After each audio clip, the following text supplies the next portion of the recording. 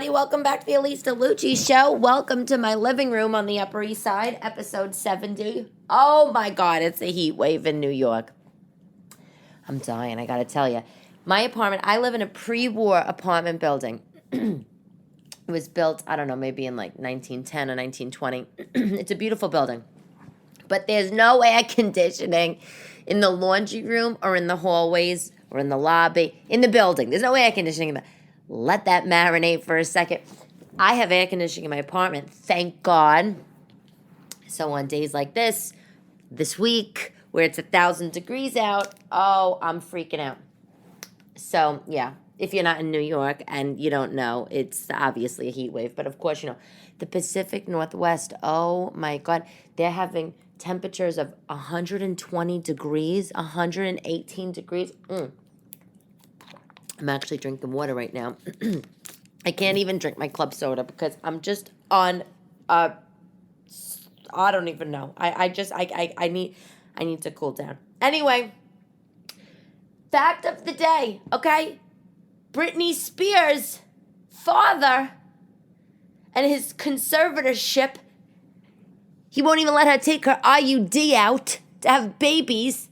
And then today, the judge has granted Britney Spears to end the conservatorship with the father. I know this isn't one of the normal facts that we do, but I just had to get this out because I can't even... First of all, I know we're late to the party here talking about Britney Spears' father and this conservatorship, but you know what I don't understand about this? I mean, maybe you're thinking the same thing.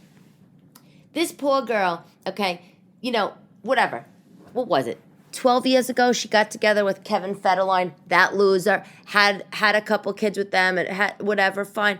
She had her nervous breakdown. We all saw the picture. She's shaving her head in the parking lot of a Wawa or 7-Eleven, fine. You know what?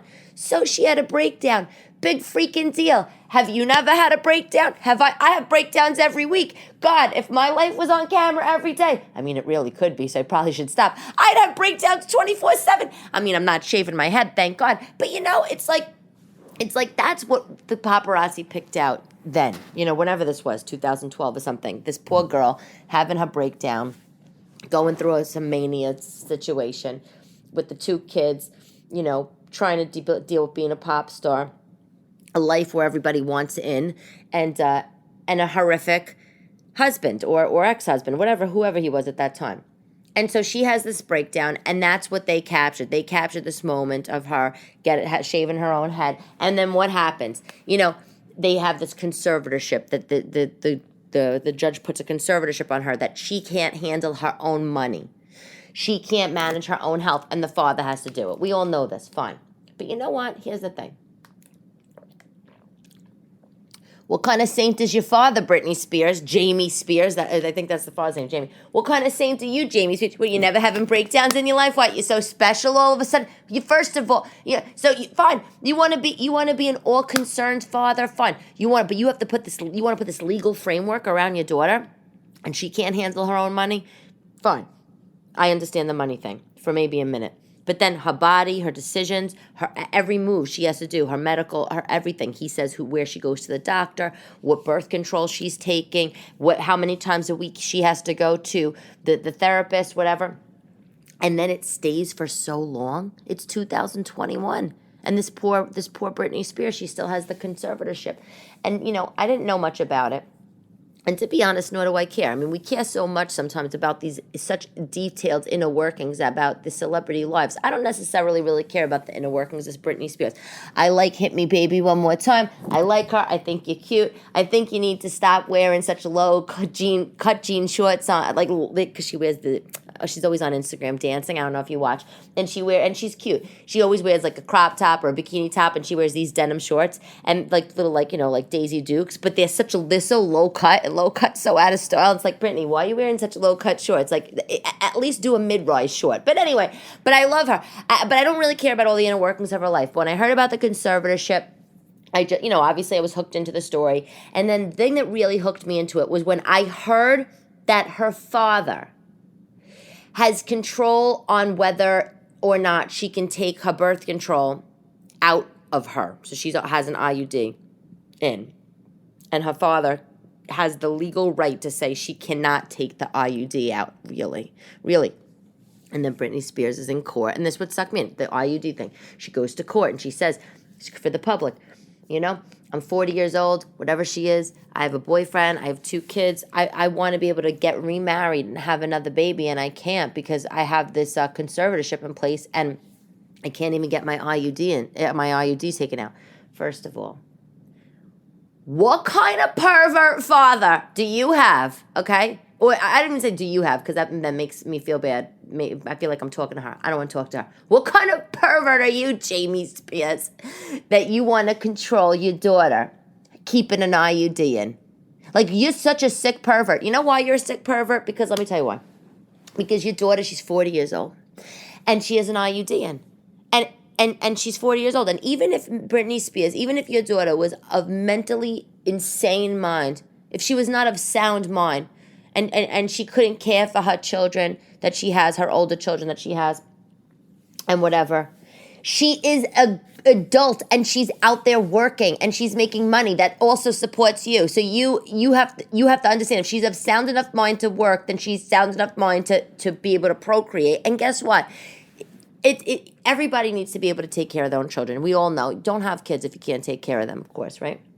But guess what? She is Britney Spears, and she can have all the money in the world, all the staff in the world. She could probably hire her own family, okay, to become full-time nannies and live with her and take care of her children. Should that be the case? Should she have a baby with this boyfriend, Sam, and then not be able to take care of it? You don't need to control that. Honestly, there's something perverse about this whole situation. And and I also think there's something perverse about the parents, by the way, in general, that get their kids into show business at such a young age. Like, my mother had me doing, I think I did Romper Room or something like that when I was a kid. She had me like in kid modeling, but that was I think what was in style then, parents taking their kids for kids modeling. But like these people that take their kids in kids show business, it's like they take it to a whole nother level. Like, it's a little sick. And like, you get your kids under these hot lights performing, wearing these sexy things, all the makeup, and it's like, you don't think that there's nobody that's like going to be looking at your child the wrong way or touching your child the wrong way. The whole thing makes me uncomfortable, and I think that there's something wrong with the parents. As much as the mother looks adorable, Lynn, she looks adorable, and she looks like she's a cute mother, I think there's probably something weird with you too. What's wrong with you that you can't get the father, Jamie, to get his shit together? Honestly, it's abuse. It's almost like some sort of like a legal abuse going on, and it's terrible. It's terrible. And I feel bad for her. Anyway, that's the longest fact of the day that I had. But I just can't get over it. You know what? And by the way, you can get pregnant with an IUD, and I know somebody that got pregnant with an IUD, and it was like, and the baby came out holding this IUD. So, I mean, I don't know, Britney, but I mean, maybe you could, figure out ways on how you can make that happen. Or, I mean, do you really need to, like, is like no doctor in the country willing to like get this taken out of you? And that's not even the point. I know that's not the point. The point is not that she just can't get it out. It's that she can't do anything. But if you really want to have the baby, and time's a ticking, she has to find a way to make sure she can get that IUD out of her. And by the way, wouldn't it be so psychotic if the conservatorship is lifted, like after she's out of her baby making years, like as she's older? That's probably what would wind up happening, because you're a sick psycho, Jamie Spears. Anyway, the other day I had the most crazy urge for banana pudding. You have no idea. I never even had banana pudding. I had banana pudding for the first time in my life when I was in Florida a few months ago, and I went to Publix. I don't know if you remember, my mother, she bought a cake. She returned the cake. Whole thing was embarrassing. When I was in Publix that time, I was passing the refrigerator section, and my eye all of a sudden caught this little like Tupperware shaped box of deliciousness. Like, looked like fluffy yellow pudding with some cinnamon diamonds on top. And I was like, oh my God, I must have that. And I got it. I took it home, and it was banana pudding, and I never had it. Well, Magnolia Bakery in the city, downtown, makes famous banana pudding. I actually think you can order it on Goldbelly, or you could probably order it from Magnolia Bakery. But I was dying for banana pudding, the other day, because, it's getting my period, so, of course. And of course, I need to have the most random thing ever. It's like, it's so funny. It's like after I've had my kids, now when I get my period, it's almost like I don't act like a crazy girl how I did pre-kids, emotional, whatever. I get pregnant again. It's like the couple of days before my period, I get pregnant again. I have to eat anything and everything. If I'm about to get my period and I see commercial for Red Lobster, for Cheddar Bay biscuits, I'm already in the car on my way to Times Square at Red Lobster. It's ridiculous. So all of a sudden I had this craving for banana pudding. And I found this recipe for it, and it was delicious on allrecipes.com. And that website's funny, right? Because they have so many recipes on there. Well, no pun intended, all recipes. But no, I don't usually go on that website because there's so many recipes by all the users. And I'm sure everything that all these people make is amazing. But I feel like it's not tested in any kitchen, And I live in a place where sometimes the store across the street doesn't have more dill, so I can't just keep running out. If I make something and fuck it up, I can't, So anyway, I go on all recipes. Because I was like a ravenous hormonal beast. I was like, first recipe for banana pudding, I'm gonna do it. So I do the all recipes. It was delicious, delightful. Let me tell you, all it was a box of vanilla wafers, which I had to order on Instacart to come to my house the same day, because of course, who has a box of vanilla wafers?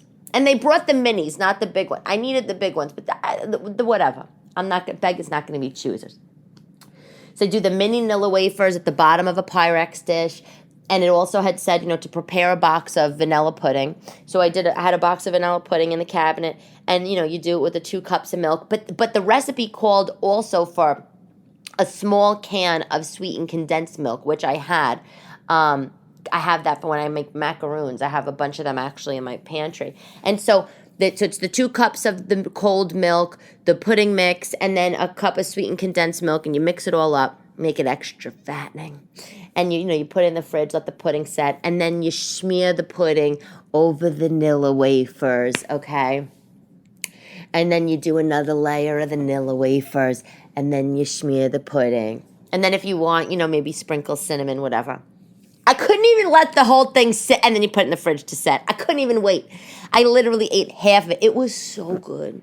I don't even know what came over me. I don't even like vanilla pudding. Oh my God! This is how, you know what? This is how crazy I am. I forgot the bananas. I'm talking about banana pudding without bananas. No, so you take vanilla wafers, you put them on the bottom layer of the Pyrex. Then you slice up 8 bananas, whatever you have. Slice them up into little banana coins. Lay them out over the vanilla. Then spread the vanilla pudding. Then you do another layer of the wafers. Then another layer of the bananas. And then the other layer of the pudding with the cinnamon. And that's the recipe. Of course, I'm doing a pudding recipe a banana pudding recipe without the bananas. That's okay. We're crazy today. It's the heat. But it was so good. It was so good. I actually wondered after I went on my ravenous consumption of the pudding, 5 minutes after I made it, I wondered once I put the plastic wrap on it and put it in the fridge, would the bananas inside the pudding turn brown, in the next day or even the next few hours? And they didn't. They did not. Oh, it was so delicious. I recommend it. I totally recommend it. I mean, and it would have been good with some whipped cream, too. I didn't have any, but you know why I don't keep whipped cream in the house? I'm going to tell you why. Because I have a problem. Every time I open the fridge, I want to squirt it in my mouth. And then my kids see me doing this, and then they're asking me for whipped cream. Ma, can you squirt it in my mouth? Mama, can you squirt some of that in my mouth? And it's like anybody that would see this scene would think you're a horrible mother. Like I open the fridge when I'm making sandwiches for school that morning. I'll see a thing of whipped cream. I give myself a squirt, and then I got 2 kids dressed for school also asking, and people watch this and be like, what kind of mother is this? So I don't keep it in there. I don't keep it in there. But it was so good. Oh, so good. You know who has the cutest sandals out right now? Flats, jelly flats, cutest sandals. Sorry for all the guys out there listening, but Katy Perry. Katy Perry. She has these flat sandals. They're just these little jelly sandals. I've been getting retargeted ads for them on Instagram. They're adorable. little jelly sandals in all different colors, flats. They're like a T-strap, and by the toe, instead of just like the T-strap bar, it's like by like your big toe, it's like a slice of a lemon, a jelly lemon, or a slice of lime, or a pineapple. They're so cute. $50 for jelly sandals. You know what? For a cute pair, I would probably buy it. I haven't seen them in the store yet, but online they look so cute. And of course, because I clicked on the jelly sandal Katy Perry, and then I'm getting at all the other jelly sandal ads that, of course, then I'm looking at because some of them were interesting to me.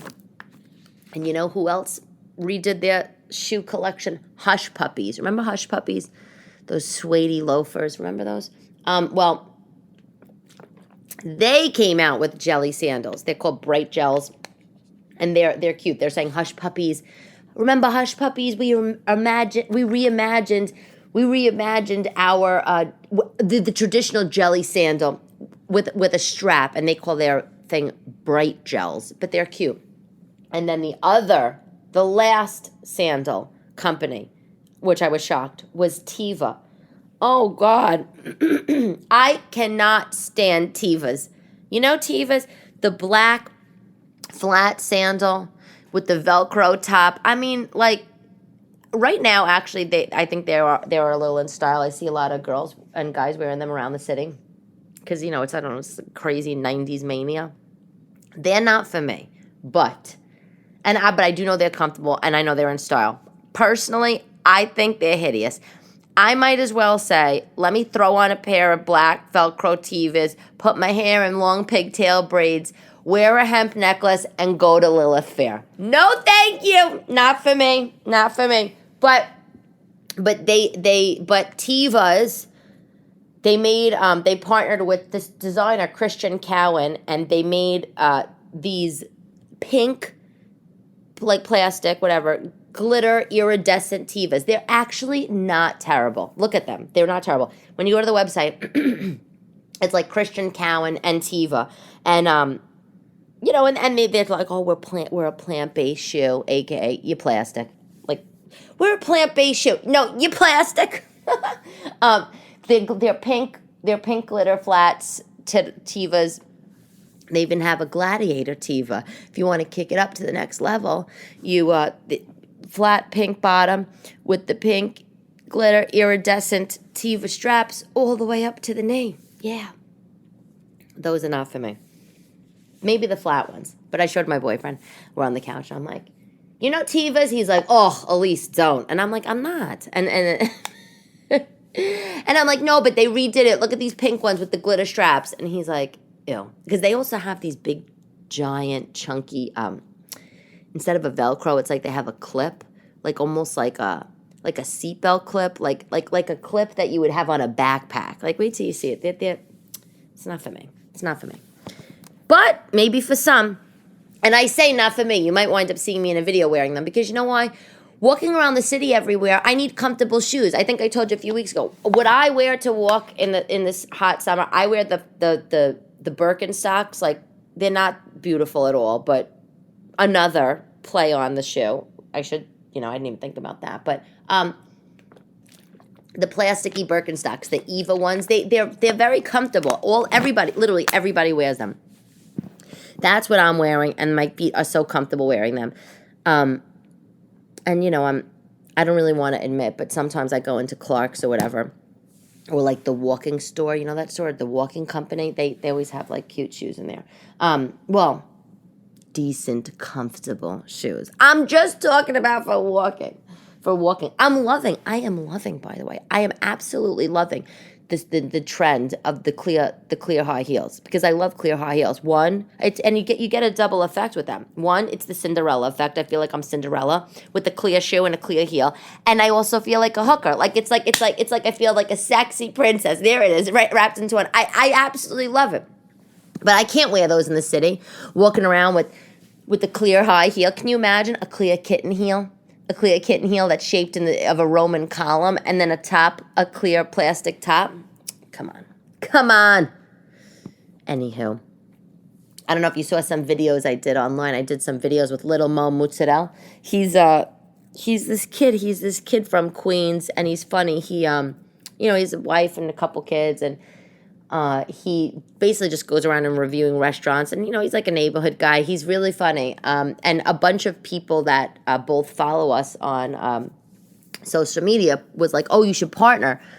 Guys should meet up and partner." And you know what's funny is so many people on social media, right, that do these videos or whatever. They have huge egos. They never would be like, "Yes, let's partner." Like respond to the person, say, "Yes, I'll follow." But this one guy did it, and then a few other people did it. Writes to me and says, "Hey, Elyse, you should follow this guy or partner with him." So I said, "Okay, I'll try. Sure, why not? I think he's funny." So I reach out to him, and he's like, "Yeah, sure." And we meet up, and that's just you know why? You know why that happened? Because we're two normal Italian people. That's why. Because I'm Italian, originally from Staten Island. Well, I should say, I don't know if I'm originally from Brooklyn. I was born in Brooklyn. I grew up in Staten Island. But I'm New York Italian, reaching out to him. And he's a New Yorker town. And we don't have egos. We don't care about that shit. So we just met up and did the thing, and it was funny and whatever. I mean, I looked so hideous in this video because it was 99 degrees, okay? And my hair is looking all shungad in it. But the point is that we met up and we had a great time. And, I don't know if we're going to do more together. It would be fun to do more, but, there is a lot of the scheduling stuff that goes on. We have to figure that out. But we are going to do a show. He wants to do a stand-up show. So I told him, I'm not going around talking about a show. I'm talking about a lot of shows right now, and I am putting together something at the end of September, which, by the way, I found a venue for. My show at the end of September is going to be at The Stand downtown. It's a comedy club. If you haven't been, it's really nice. The Stand, the food's delicious at The Stand, and it's a nice, clean place. We're going to do it in the downstairs room. That room seats about 130. It'll be good. So now I'm just working on a lineup with getting a couple other comics on. So that'll be great. And I guess little Mo Mutz could come on and do that show, but Mo is not a comic. That's the thing. He's not a comic. He's funny online, but he doesn't do stand up. So there's no the jokes. You need to be tight. That's a whole art and a writing and the whole business. But him and I are going to do a show together, and he's not at The Stand. That's really my show. But we're going to pick a date. I'll let you know. It's going to be in Little Italy. He's going to host it. I think that he could do a good job hosting the show. And it'll be me and a couple other Italian comics. We'll see. It'll be fun. Super fun. I'll keep you posted. But he's a funny guy. You should check him out. Check him out. Check him out. Update on my Rent the Runway, if you're curious. Okay. My Rent the Runway nightmare I was going off about last week. Well, just to let you know, okay, I had a wedding to go to in New Jersey this past weekend, which was amazing. My cousin Joey and his bride, Francesca, congratulations. You both were amazing and looked gorgeous. I did a Rent the Runway order before the wedding, so I was like, this is my last time trying Rent the Runway, right? I put the order in. I order 10 dresses. Not one came. Because you know why? Because something happened on the back end. My app broke. Okay, they never got my order. It never came. So you can imagine, after getting 2 months of damaged stuff on the third time I tried my order, I say I'll stay on as a customer. The order doesn't even show up. I was crazy. I was running around in Manhattan the day of the wedding trying to find something to wear. And I didn't find anything. Well, I'll tell you that in a second. But I did find, I wound up wearing this old dress I had, which wound up looking cute, by the way. But it was like a maternity dress. Can you imagine when I was newish pregnant? Do you know how horrible that felt to go put on a maternity dress? It's like, this is an all-time new low.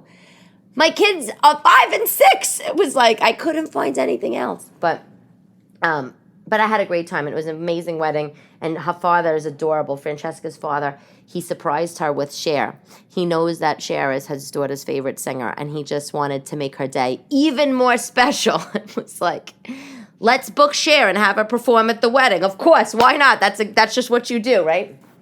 And I love that. It's like the nicest thing. I think it's the nicest, sweetest thing. And the Cher was good. And the cutest part, let me tell you, Cher at an Italian wedding. 1, hilarious. But 2, there were people that thought it was the actual Cher. Like people at the wedding. People at the wedding were like, oh my God, how much does that cost to get Cher to come to the real wedding? The real Cher to come to a real wedding. And I was just dying. I was like thinking, do you not see this guy's giant Adam apple? Anyway, Yeah, I did though find a couple of dresses the day of the wedding. There's a store. It's good to know about this store. This store is named Lara. It's in the garment district. It's a wholesale store, but they do retail. They'll sell to the public. It's cash only. Oh no, is it cash only? I pay cash. I can't remember. It might be cash only, but all they sell at this store, Lara. I think it's on West 37, between 8th and 9th. They only sell like gowns, but and like beaded dresses, beaded gowns and beaded short dresses. So you have to want to be like very fancy. But sometimes you go to, if you have to go to a fancy affair, you go to Nordstrom or whatever, you go in the mall, wherever, and the dresses are $800-900, and you're like, are you kidding me? This store, Lara, if you ever want a store in New York City, everything's beaded. Everything's very fancy. You have to like that style. It's very like, Vegas. But it's not Vegas. It's not Vegas like gold beaded sequins and like feathers. They did have feathers and they did have gold. But, there was black. They had black and stuff. Black beads. But anyway, the dresses, for the sequin dresses were like $200 each. And, yes, still expensive, of course, for a dress, but cheaper than you'd find if you went to one of these evening dress boutiques. I mean, So if you're ever in the market, that's a good store. Lara, here's the problem with it. You can't try on because it's a wholesale store. Misery. And they don't give you your money back. You could just do an exchange. So that's that. That's the store there. I was reading an article with Ice-T, Ice-T and Coco, his wife, and she looks like a real-life Barbie doll. You know what Ice-T said? Ice-T said, the secret to a happy marriage is jungle sex. I was like, what is jungle sex? I thought it was like what it sounded like, just completely animalistic sex. It's not. I think it's kind of cute, but he said, jungle sex, I have it written down. Jungle sex is when you know what it is that gets you turned on and you build up to it. So he said, it's when you're willing to accommodate the other person's kinks and you take that sex to the next level. And he said, that's jungle sex. I love that. I don't know what kind of kinks I have going on in the bedroom, but I like the jungle sex. I think that's cute. Because it's like, it's about each other. It's all about each other. And it's like, it's just you two. If you're married, you two, you might as well just let everybody know what you're into. Who cares? What's the point of being sheepish about that? When I was married, my ex, he was great in so many ways, and I've said this a million times, but I don't know, he wasn't so comfortable with his sexuality. And that's fine. Not he wasn't gay. He was completely straight, and he was great. And it was fine in that department. We had kids or whatnot, but he wasn't comfortable. So like, I remember once I went to Fredericks of Hollywood before they closed. And I had to buy a whole getup because I just thought it was adorable. And I put it on and I come out into the bedroom, which takes balls anyway, by the way, as you know, for the girls that are listening. And I come out in the bedroom and I'm wearing this whole thing, like corset, probably with sequins and feathers, probably a train. I can't really remember all the details of it. And you know what he says to me? What are you wearing? And I'm like, what am I wearing? I'm like, well, I'm wearing the most beautiful thing you're ever going to see in your entire life. What are you kidding me? And maybe he didn't even say it like that. Maybe he said it like, no, I think that's how he said it. I came out in the bedroom and he's like, lovely, what are you wearing? And you know what? That immediate sound of disdain to his voice, that immediate question, just that one line, I was like, you know what, I feel horrible. I got to go in the bedroom. I did, of course, say this was the best thing you're ever going to see in your entire life. But he was uncomfortable. And you can't be uncomfortable when you're married. Like about stuff like that. So I like to wear big, sexy lingerie. And what, you shy about it? All right, so I don't have to wear it all the time. But like, how uncomfortable did that make me feel? It was terrible. We were not having jungle sex is the point there, okay? Is the absolute point there. I don't know if you guys have young kids, if who listens with young kids, but like I said, my daughter's 5 and 6 years old. Can you believe these girls, they still want to sleep in my bed? I have a king bed. Oh, I hear the rain coming. Thank God we need rain. We need rain. I have a big king bed, adjustable bed. Oh, I love it. Split king. And every night they come in my bed. They come in my bed, and it's so cute because they're little, and they knock on my door ever so gentle, like, Mommy, can I sleep in your bed? And I'm like, okay, but I never can say no. But the thing is, in the morning I wake up and I'm so tired because they both want to sleep next to me, and I refuse to sleep in the middle. I'm not sleeping in the middle of my bed.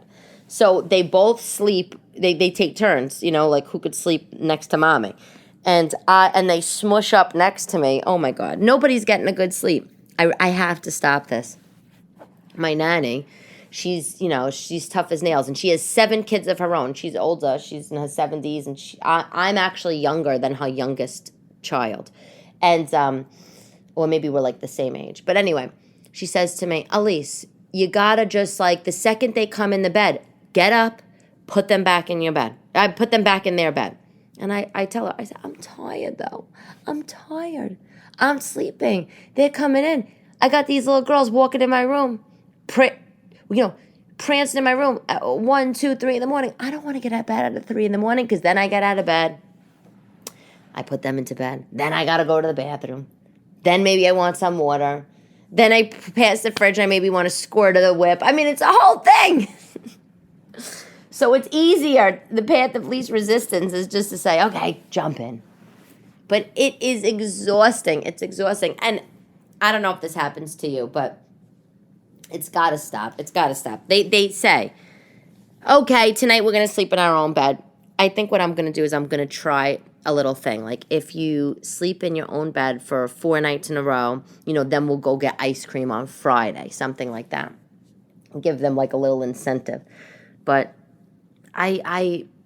they're also still little, and they're getting bigger, and one graduated kindergarten and the other one graduated first grade. Now they're going to be in first and second grade. And it's like maybe just a couple more nights is okay. But then, of course, I wake up so tired and I'm just like, no. And I don't want like a big giant first grader foot in my back all night long. Because they don't sleep like regular, normal. They're sleeping like sideways on the bed. They're all over the place.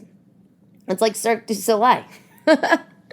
Anyway, next week I'm in Florida. I am going to try to record an episode while I'm there. I'm in Florida. I'm taking my daughters to Naples. We're visiting my mother at her condo there. I'm hoping I could get on stage down there. There's a club off the hook, but Paulie Shore is headlining down there all the nights. I'm going to reach out to Paulie. Paulie boy, I'm going to ask him, can I get a couple of guest spots on your show?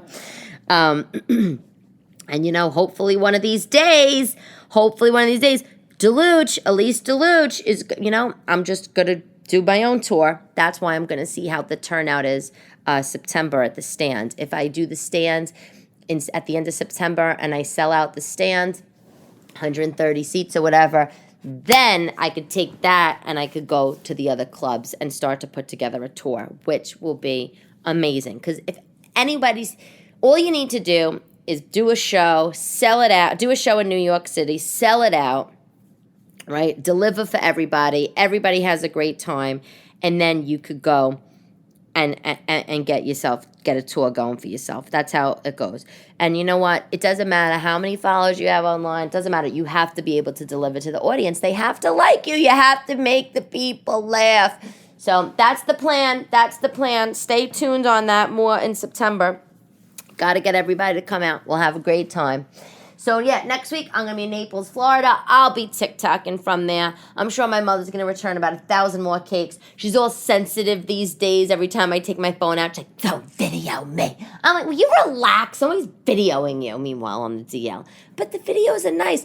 Should I, I guess I should get her consent before I post. But I don't really post my mother at all because she really does get crazy.